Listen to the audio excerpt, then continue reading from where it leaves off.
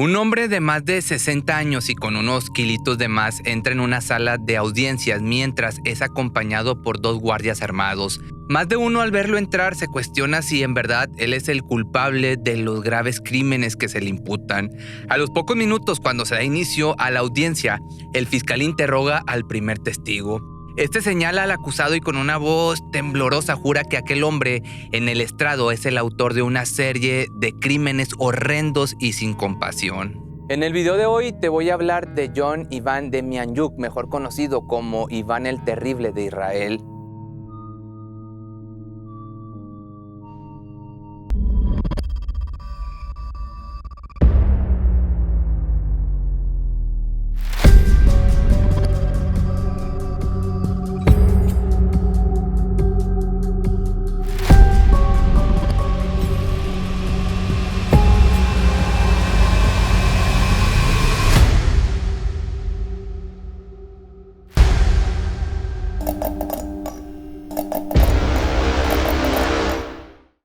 Con 66 años, Iván Demjanjuk estaba siendo juzgado en Israel después de haber sido deportado desde Estados Unidos.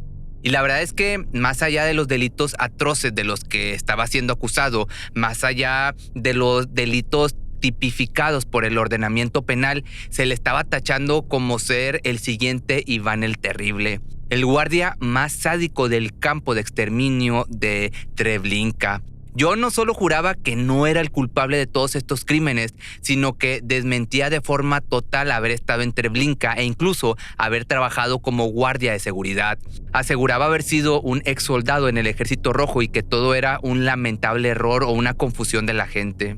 Y aunque muchos pusieron en tela de juicio la veracidad de sus testimonios por varios años, las dudas sobre su identidad fueron las que se extendieron por más de 20 años.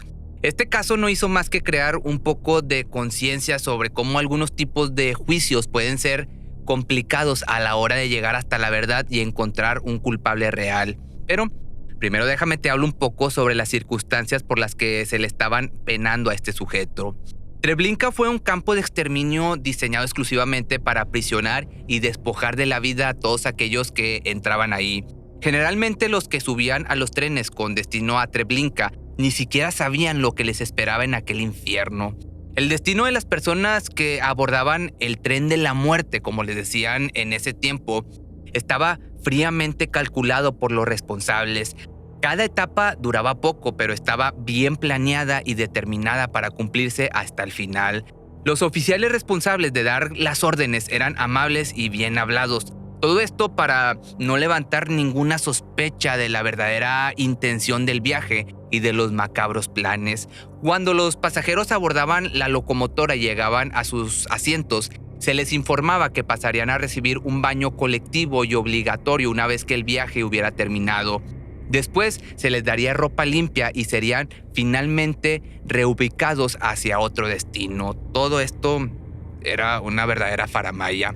Una vez que el tren estaba en marcha, pocos eran los que llegaban a sospechar algo raro en aquel viaje.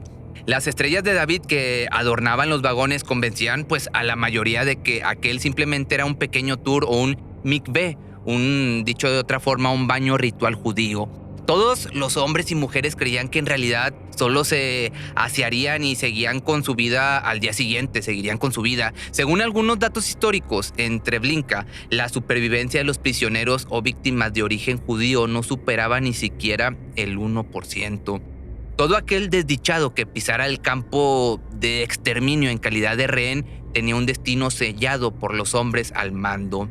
La edificación que recibía a todos los viajeros una vez que el tren llegaba a la estación estaba muy bien cuidada y llena de árboles y flores que adornaban aquella cámara de muerte. Todo esto no era más que una fachada que tapaba el enorme depósito en donde se guardaban las pertenencias de las víctimas recién llegadas, desde abrigos, joyas, relojes y otros accesorios que luego de ser evaluados por los verdugos eran enviados directo a Alemania. Se dice que como a las víctimas se les permitía viajar con hasta 10 kilos de equipaje, los botines saqueados eran de un enorme valor en la mayoría de los casos. Lo más macabro de todo esta puesta en escena es que nada ahí era real. Las agujas de los relojes siempre marcaban la misma hora. La puerta de entrada estaba hecha de un material barato, además de pintado a mano. Luego de que se les indicaba a todos que bajaran y que formaran una sola fila, los juegos comenzaban. Cuando el último individuo descendía, comenzaban a golpearlos y a obligarlos a que se quitaran la ropa por completo. Quien no hiciera caso o se demorara más de lo permitido recibía latigazos o golpes, y en el peor de los casos eran terminados ahí mismo de un único disparo y enfrente de todos.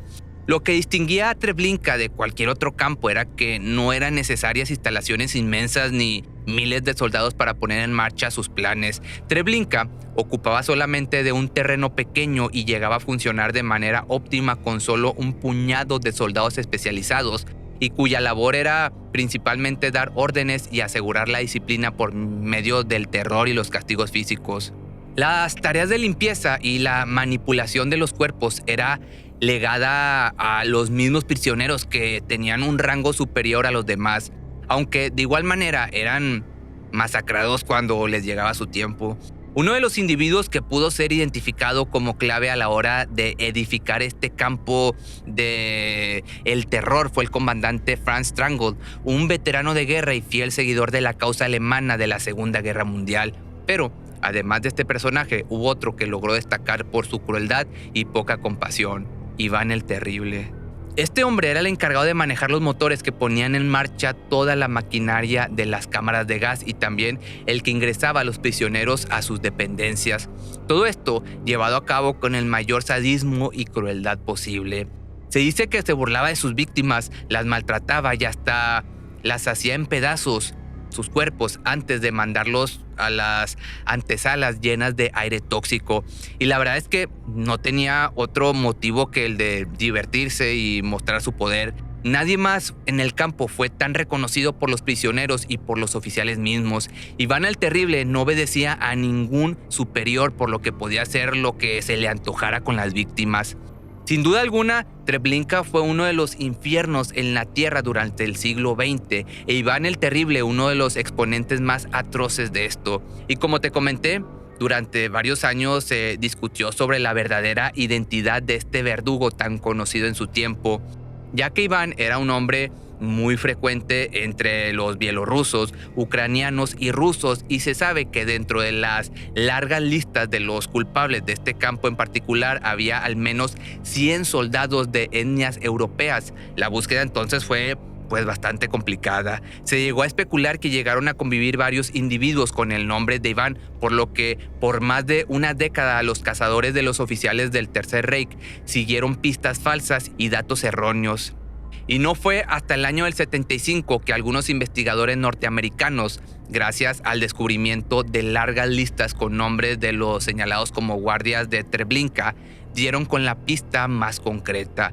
El nombre del supuesto criminal era John Ivan Demjanjuk, un ucraniano viviendo en los Estados Unidos desde hacía 3 décadas. Según el registro, el hombre había llegado junto a su esposa y su hija a finales de la década de los 40 en calidad de refugiados.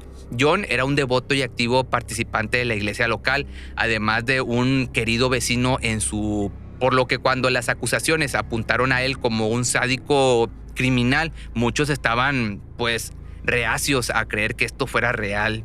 Desde un inicio, Demjanjuk negó todo y se mostró más sorprendido que enojado ante las acusaciones. Simplemente no podía creer cómo había llegado a ser señalado como un monstruo después de haber vivido una vida tan pacífica al llegar al país norteamericano.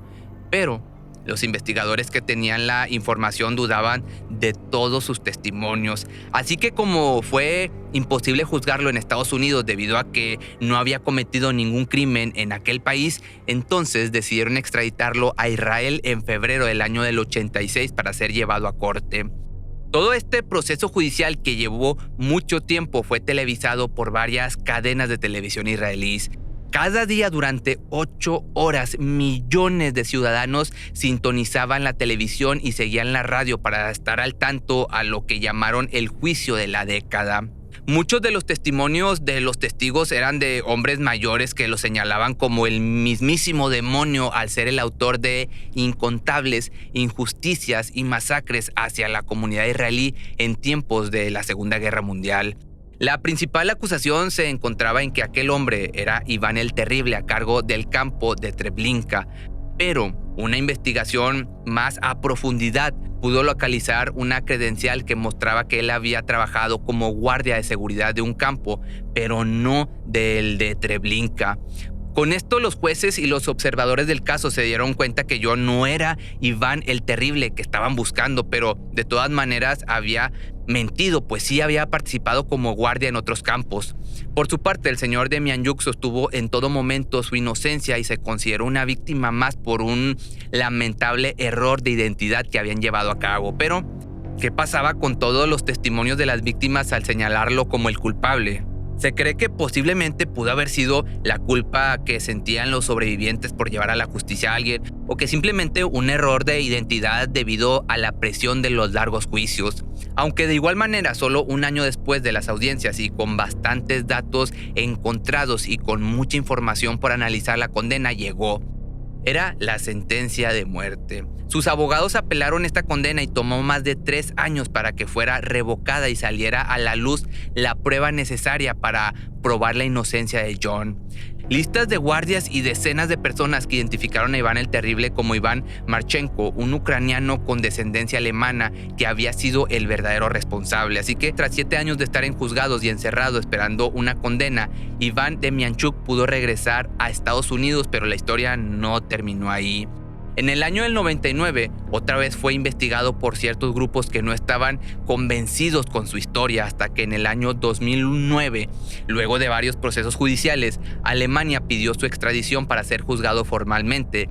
Así que con 90 años y utilizando una silla de ruedas, con ya la muerte detrás de él, John Iván fue acusado por las más de 27,000 muertes que hubo en Sobibor, un campo de la muerte utilizado en la Segunda Guerra. Aunque no resultó ser Iván el Terrible que estaban buscando, este hombre pues se pudo confirmar que de igual manera había fungido como guardia de seguridad de otro campo. Así que lo encontraron culpable y fue solamente sentenciado a 5 años de prisión debido a su avanzada edad, y terminaría muriendo el 17 de marzo del año 2012 a la edad de 91 años, siendo el primer condenado sin haber sido acusado de un crimen en particular, sino solo por haber participado al estar ahí. El caso de John Demianyuk es uno de los pocos que ha hecho historia al ser recordado como el juicio en el que se volvió necesario plantear dilemas sobre los procesos contra matones o criminales en los cuales cabe la duda razonable de que en realidad sean inocentes, al menos de algunas de sus acusaciones. Pero si te gustó este video, no olvides seguirme en mis redes sociales, y si te gustó este video, que digamos que es un poco diferente a lo que normalmente hago, pues déjame tu comentario aquí abajo y pues nos vemos en el siguiente video.